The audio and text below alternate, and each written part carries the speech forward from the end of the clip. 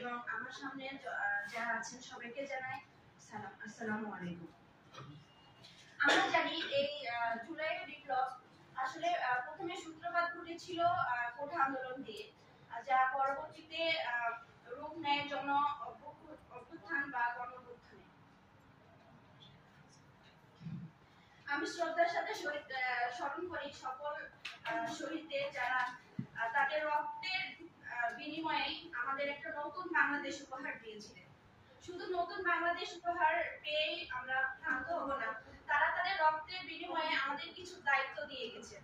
সেই দায়িত্বটা হচ্ছে তাদের রক্তের বিনিময়ে যে বাংলাদেশ, নতুন বাংলাদেশ রূপ নিয়েছে, সেই বাংলাদেশকে যেন আমরা নতুন রূপ দিতে পারি।